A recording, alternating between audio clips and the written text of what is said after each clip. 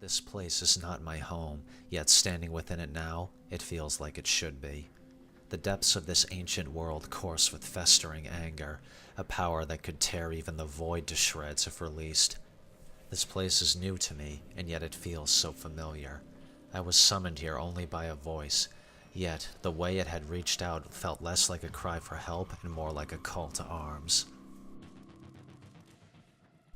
"Who destroyed the Orokin, your way of life?" it intoned, a voice that would shatter the forms of mortals, but not me.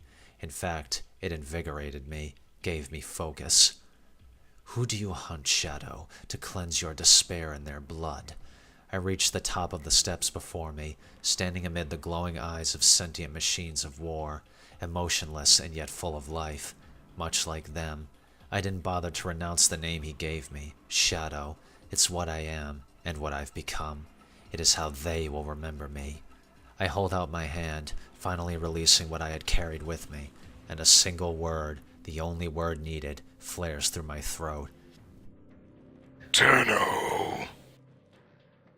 I drop one of their heads, the head of their armor, the warframes in which they hide, hiding from me.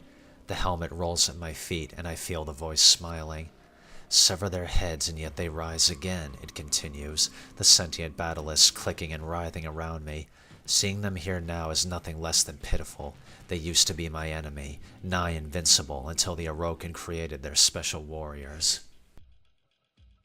They were mere toys to them, machines meant to fight these beings. For a moment I doubt the worth of answering their call, until the voice speaks again. "Someone has hidden the Tenno essence, their truth, from you." I clenched my fist, knowing it was true. I could build a fortress of all the Tenno skulls I've ripped from their bodies, and yet still they fight on in their crusade against the builders and remnants of the Empire. The Tenno were saved from destruction by someone, and I knew only the name. Lotus. I reply, when suddenly I feel myself being lifted, like unseen hands grasping my limbs.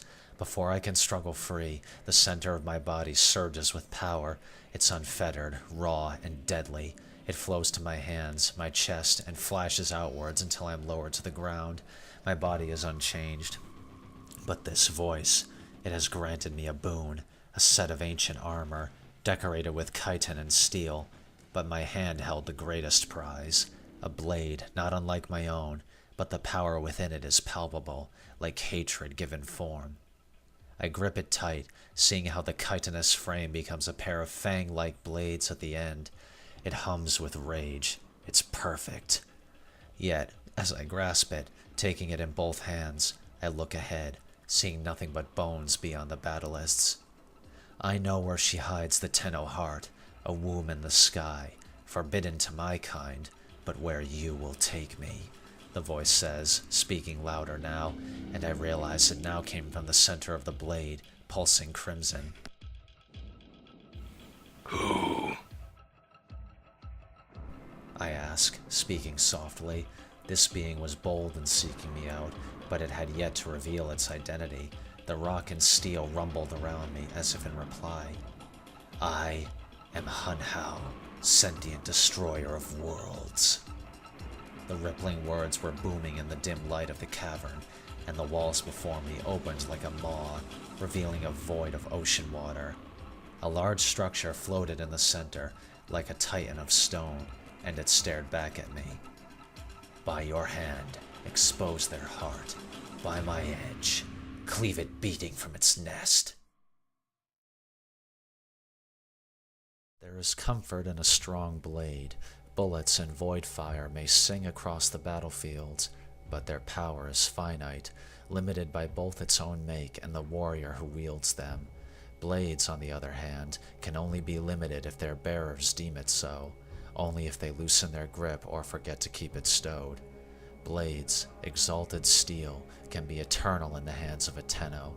This Nikana that rests by my link, the sword forged from the void, is my key to the path I walk. My eyes, or rather those of my warframe, open as I lift from my reverie. I see the walls of my dojo's training ground, the metal so pristine and the garden undisturbed. I ache to see it and touch it for myself, but I know the link binds me, confining me to this waking dream. No, I shouldn't say that. The link isn't a prison. It's a conduit through which I can reach out with my mind, a place where I'm not so frail and weak. I stand, and the Warframe stands with me. I realize how alone I am in this place. The large windows look out to the nebulas and stars beyond the dojo, isolated and surrounded by light. It's the ideal place to train, if you're a Tenno that is, but even so, the quiet can weigh on the soul rather than comfort it. I hold out my hand and see the arm of Excalibur, the Warframe of my second dream, my armor. We curl our fingers and clench our fist. Yet, I'm still alone. Perhaps I should be accepting of it by now, as if the rest of us weren't already. We were raised by the Orokin as outsiders, rejects, monsters that were altered by the void. When our trip between worlds fell to ruin out there, we were the only survivors. I touch the blade at my hip, and a smile spreads over me, if only a little. This is what we became. Warriors, hunters, illusionists. No other can stand with us and call themselves strong. The receptors in Excalibur's palms allow me to feel the blade as though it was with me in the link. It feels so heavy to me, and yet when I draw it from the scabbard, it has no weight at all. It's just the transfer of power that I've always had to get used to, the moment where the Warframe carries the weight, and I merely guide it. Yet, the pain of battle is always shared between us. When the blade meets the air, a ripple goes through me, urging me onwards as though the Warframe itself was smiling in anticipation. I start to slash and cleave, whirling and striking like enemies were all around me. Excalibur's pace never broke, and neither did mine, as the Nikana carved its path. It was better to train without other Tenno around, even if other clans felt differently. It reduced distractions, especially if a stray warrior would wander in before your blade met his face. Strays. I stop cutting, feeling a numbness creep over me. Is that all we are? Stray dogs that only know how to bite? I want to continue, but I again find myself questioning things. We were found by the Lotus after the war with the Sentients was over, when the Orokin were destroyed. But even so, am I truly just a stray dog? I look around, again seeing and sensing no one. A quaking resolve grips me, the feeling you get right before a fight, and I hasten towards the dueling room. I move past the garden with all of its fresh lilies and saplings, all of which create a bright wreath of pink and around the great path. Again, I'm tempted to pluck a sakura petal, but the feeling would be like grabbing a lock of hair underwater. I have to stop for a moment. The petals flicker in Excalibur's eyes. No matter how many Tenno have spilt their blood here or elsewhere, these remain constant, fruitful. I kneel, and the Warframe reaches into the flower bed. It's soft, softer than a kiss from the wind. I turn my hand every way, the petals stroking my wrists. The plants start to turn red, their roots bleeding and their locks falling away. I pull my hand away to see blood on Excalibur's palm. I panic and jump back, just as metallic screeching invades my mind. "You will not escape your crimes." The voice is like hatred incarnate, smoldering and ageless, yet not hollow. I grip my blade, recognizing it quickly. I was happy to see that it was just as quiet as the rest of the dojo, yet I could sense the essence of the void all around. Tenno draw from it, it's in our blood, and sometimes one can feel it even if it's left behind. Like burning a candle until the flame dies out, yet the scent is still there. I keep a hand on my blade as I walk in, the smooth metal walls gleaming with the light of the lanterns on each corner. Above, the void stared down at me, the massive windows giving a lurid view of the stars. When I finally stepped into the center, many claw marks were still burned into the pillars that bordered the arena. His Valkyr was ferocious, no mere kavat, I muttered, and as I stared, the marks seemed to darken, searing like a fire had touched them. I shook my head, and they still burned.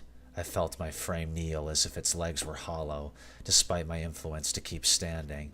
I grunted, the strain of the transference forcing me to kneel as well. I still held the Nikana, but in that moment I felt a trembling in the same hand, and Excalibur's grip. You are harbingers of bloodshed, beasts of the void.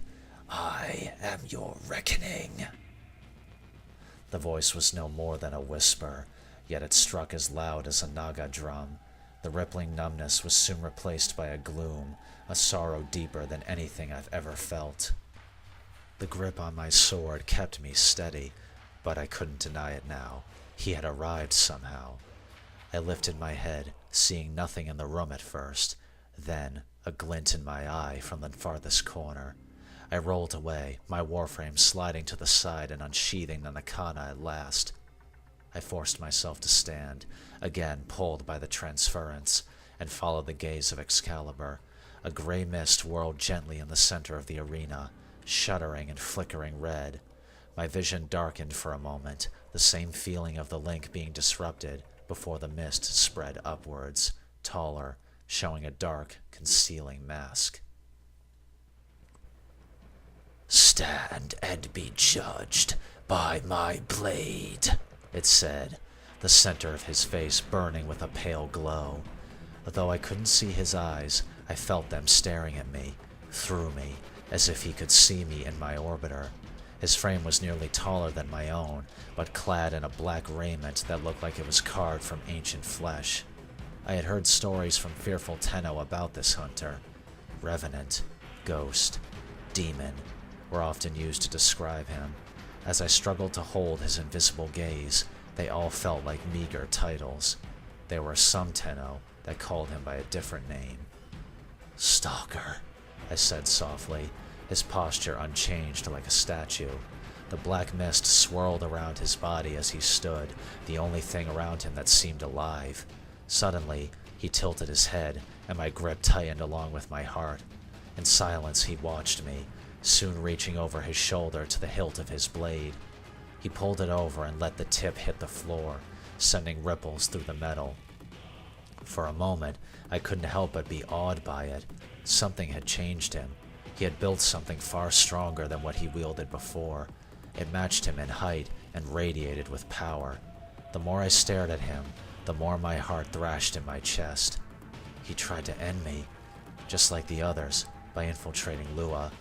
But we woke up there. I awoke from my second dream before he could destroy me. I felt the drum beats in my mind, the sound of the old ways. I didn't sense Hanhao. He wanted this. There was silence save for my own breathing. He turned his hand and lunged at me, my Nakana clashing with his blade and a sharp sting of metal. My warframe nearly buckled under the weight, the transference vibrating through my legs as I pushed up. I slashed and cut away at him, his frame shrugging off the blows before rolling away. He drew his massive blade upwards as energy flowed into it and jabbed it into the floor. The shockwave rippled toward me and I jumped back, my frame kicking off a nearby pillar and clinging to another. Before Stalker could look up, I pushed off from my perch and swiped, catching him on the shoulder before whirling around. A cold grunt left him as he caught my strike. I felt his foot hit my middle and I stumbled, the blow rattling through my chest as though he struck me in the orbiter. He growled and carved the air in front of me, sending bolts of energy from his blade like burning chakrams. I winced and held out my weapon, blocking the first bolt before the others knocked me into a pillar. Like a steel fist hitting my bones, I cried out at the impact, though my warframe was silent. I fell to my knees, seeing the blade of my weapon cracked and dented in the middle. I looked up just enough to see his footsteps walking towards me, his blade glowing brighter than before. I knew he wanted me dead, but he could only strike down my warframe. Like others, it would stand again after a while so long as I still lived. But now, seeing the hands of Excalibur weakly grasping the Nakana, I felt more vulnerable than ever. I would feel every inch of his blade. I would feel the blood. "Tenno, don't give in. You are not a monster," came a voice in my link, soft and caring, distracting me from the despair for only a moment. I looked to the floor, the stalker soon standing over me. I could feel the tip of his blade hanging over the warframe's head.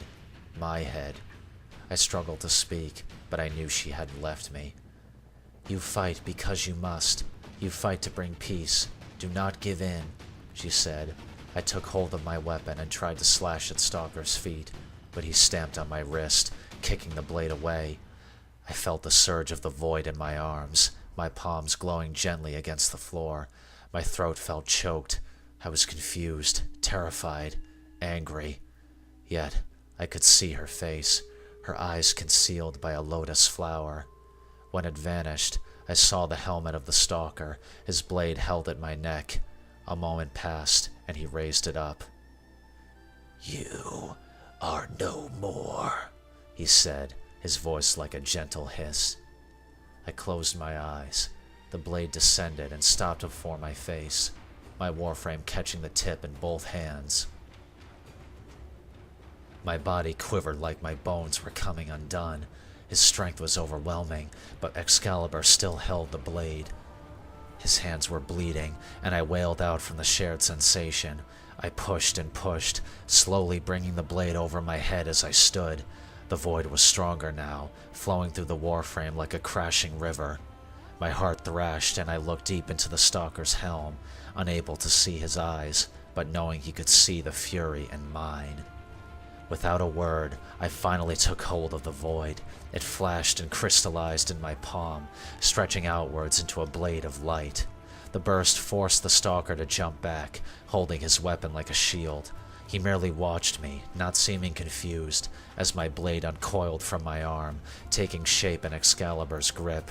It glowed with the raw energy of what pulsed through my veins, an edge that was unbreakable, eternal. Sweat coated my brow as I adjusted myself. There would be no Grineer to get in the way, no Corpus machines. He couldn't hide in the shadows now. With a turn of his body, he charged at me, his sword leaving a burning trail in the floor as I jumped aside, slashing at his flank. He grunted and raised his fist, a glowing orb shooting from it with a ray of searing beams. I didn't even look at him when that light came, knowing it could tear through armor like paper. I jumped and rolled, moving like the wind and trailing the void in my wake. The blade would only last as long as I could sustain it. I had to strike him quickly, without mercy. As I vaulted from a pillar in the arena, I slashed the air, a wave of light shooting from my weapon and striking him directly. I set upon him like a wild Kubrau, barely tracing Excalibur's attacks while the blade danced before him. "I am not a monster," I said, bringing the blade down on his head as he stopped it with his own, our eyes still imprisoned together. "I am a Tenno," I shouted, breaking the deadlock and rushing at him again. My blade vanished in a plume of gray mist, the stalker appearing beside me. Before I could turn to him, his sword cut at my side, the impact sending me a ways back. My shields were shattered when I stood, the skin of my frame bruised and lacerated. The flow of the void was steadily weakening, as was the blade. Perhaps he knew this. He whirled his sword in one hand, watching me as he paced. My focus changed to his vile weapon. Just enough. With the last of my energy, I raised my blade, the light within exploding out in a blinding flash. "Move like the wind." He staggered and held his face. My frame ran, weaponless. "You fight because you must." I took hold of his long blade, gripping half of the steel in both hands. I clenched my teeth, feeling the chitin tearing under my grip. His own hands were clasped over mine, trying to pull them away. The center of his helm was like a tiny nova, flaring and burning as our faces were inches from each other.